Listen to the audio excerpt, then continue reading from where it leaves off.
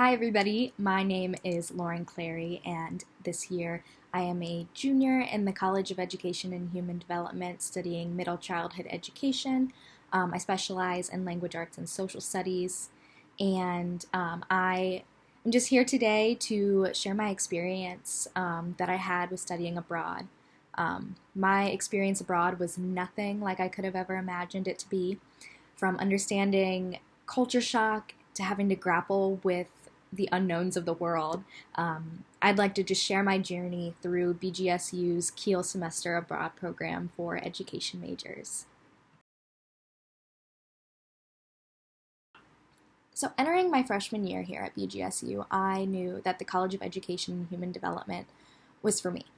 I've always been interested in teaching, learning, and educational policy, but when I decided to major in middle childhood education, I had no idea that it would lead me to the opportunity to study across the Atlantic Ocean in the United Kingdom.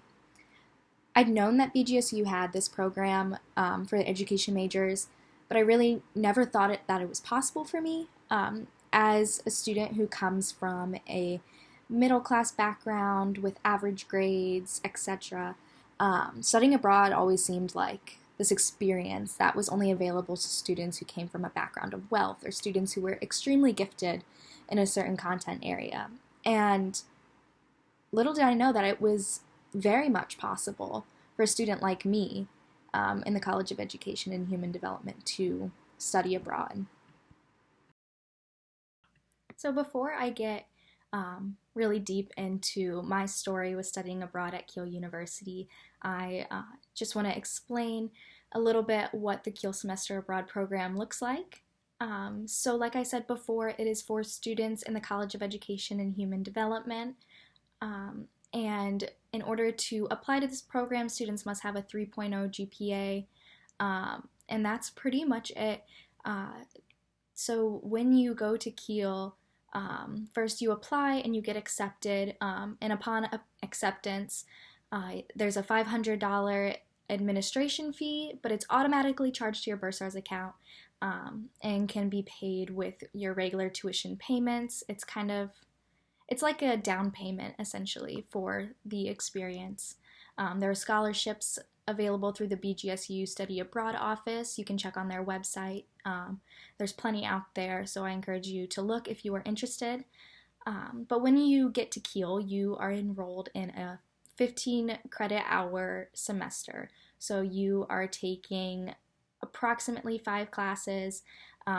Typically, you will do 1 to 2 independent studies, which are really fascinating. You will get to work one-on-one with a faculty member that travels across the pond with you to the UK on a course that you essentially get to design for yourself. For me, my experience, I got to do 2 independent study projects, one over educational leadership and policy, and the other over middle grade literature. So in those, I got to do a lot of research and a lot of reading, and I got to design a catalog at the end as my deliverable, as a token almost of my experience at Kiel. So the catalog I created included new social and emotional learning standards that are being introduced to state curriculum in Ohio that worked alongside literature design for middle school students.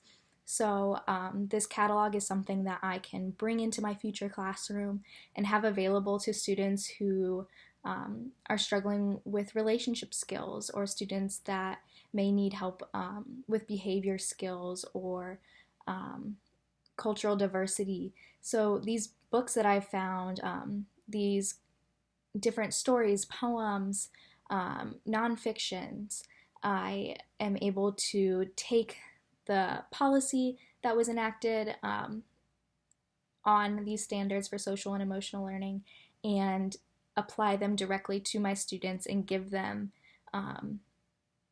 experience there, as well as growth in their literacy skills. The classes that you get to take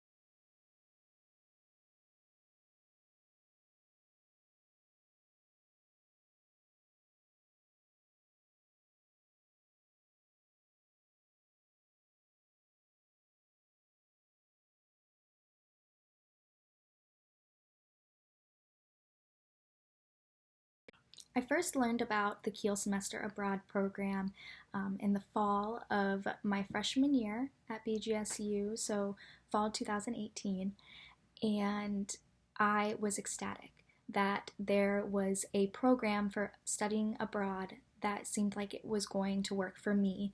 I worked really hard to keep up my GPA to the standard of the 3.0, and then I saved up my money and was able to pay the down payment for the acceptance of my application in the following spring of 2019. And when I found out that I was accepted, I got super excited, but at the same time, I was extremely nervous. I had never lived outside of the US, I hadn't even ever been out of the country before. So I knew culture shock was a very real thing, and I decided I'm going to take the initiative and do all of this research and figure everything out so I can do everything to prevent being uncomfortable when I go and live in England for about 5.5 months. So I watched all of these videos, read a lot of blog posts, looked at Kiel University's website about 100 times, just so I could feel prepared. But when January 2020 rolled around and I was about to get onto the plane with the rest of the Kiel group to go to England, I felt very unprepared despite the hours of screen time that I had put into looking up information about living in the UK. Upon my arrival, the differences were already clear, and I was really overwhelmed.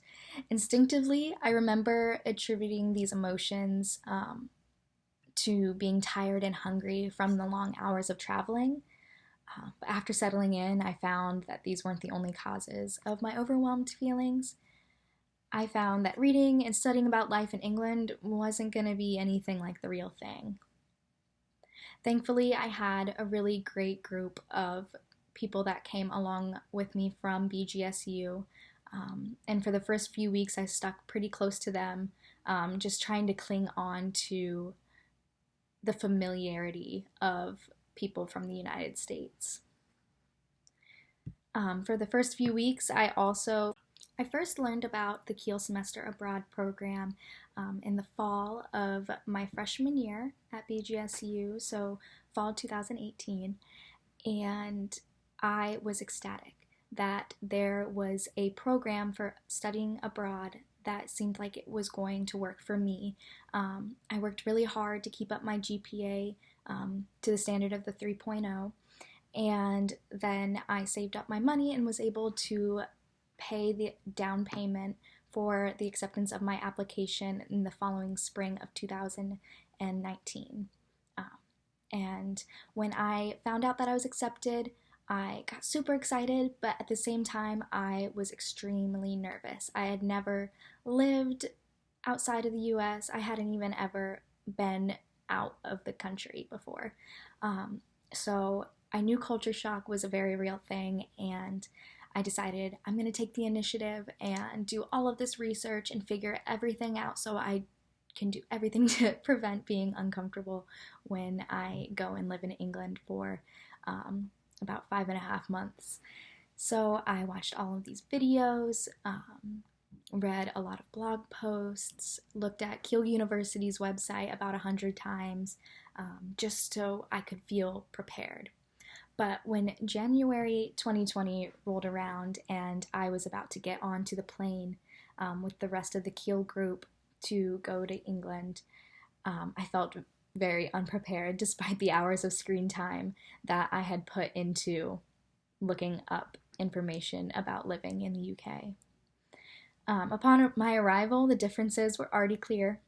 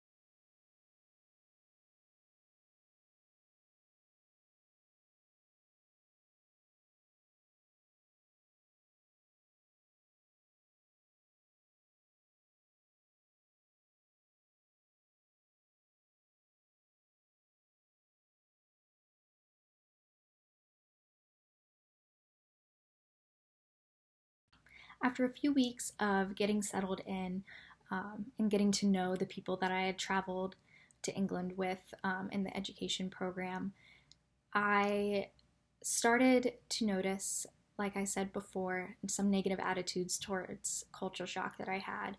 I felt that I was very much shut off from accepting the culture that I was in and was really reluctant to step outside of my comfort zone. After a few weeks of being there, I started to step out of my shell a little bit and meet other international students from countries all across Europe and North America. Within this new group of people, I was met with even more cultural differences that were very surprising to me, and I, again, was uncomfortable knowing things in the world were so much different. This feeling of discomfort is something that I realized was inhibiting my experience as a abroad student. I was in classes that were taught so much differently, like I said before. I was living in an environment that I was not familiar with, and I was surrounded by people who were in the exact same situation, but somehow they all seemed to be much more comfortable than I was. And so I started talking to them more and engaging in conversations. And I got to have a conversation with a few of these abroad students from countries like France, Canada, and Germany. And I found out that these feelings of discomfort were not just for me. They were all experiencing them and they were all feeling them. But the difference was that their discomfort was being welcomed and embraced. One of them had told me that they knew they were uncomfortable, but they were accepting of that discomfort because it was showing them life in a lens that was different from their own, and therefore making the world feel more vast. And when they said this to me, I felt a sudden relief, first of all, that I wasn't the only one who had been feeling so down and so shut off from what I was comfortable with. I also felt a little bit guilty that I hadn't been embracing this discomfort all along. I could have been thinking things along the lines of, wow, that's really interesting. I've never done XYZ in that way before. Or I could have been thinking, okay, I don't feel comfortable in this situation right now, but I am going to give it a try in order to understand the way of life here in England a little bit better. As I continued to be more bold in the interactions I had with other international students, I was more willing to engage in the research and conversations that I was having in my courses. These conversations that I had with my English friends and the other international students, as well as the professors, really allowed me to get to know their lives in a deeper, more meaningful way. This experience, it was completely unmatchable. I couldn't imagine going back and having any other experience because the people that I got to interact with and hang out with and learn about were the ones that made this experience what it was for me.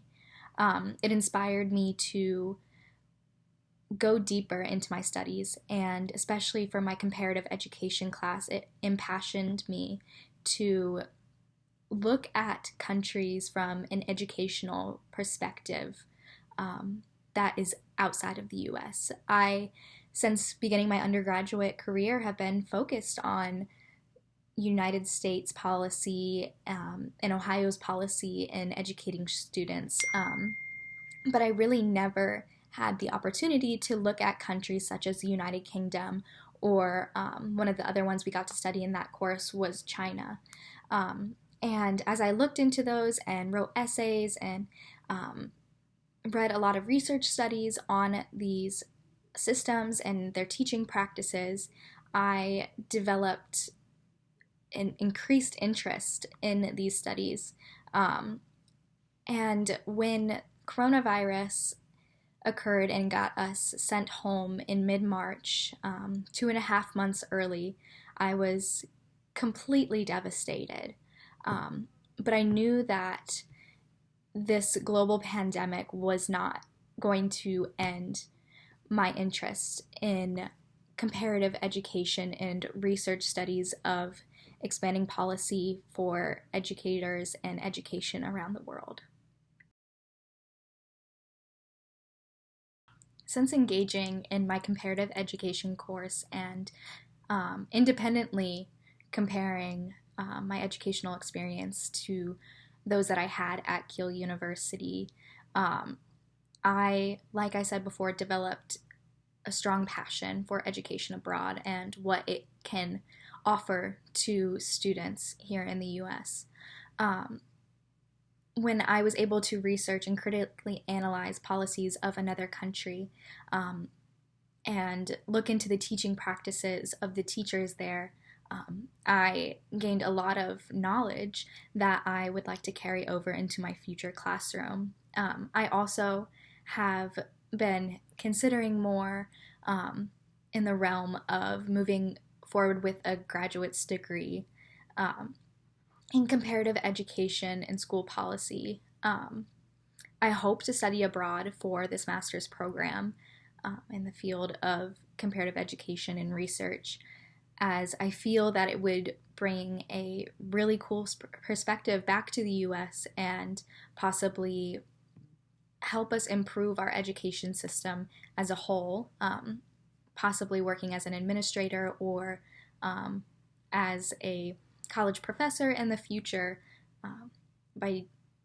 educating the educators, if that makes sense, offering that insight from a more global lens and critically thinking of the multiple perspectives and the multiple practices that go into educating the students to better the future.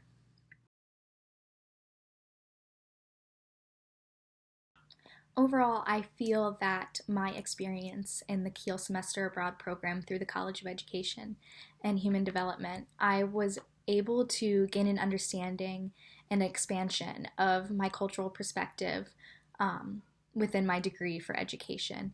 And I would 100% recommend considering this program to any students in the College of Education and Human Development who are interested in studying abroad and moving towards an understanding of education as a whole when it comes to worldwide interaction and learning.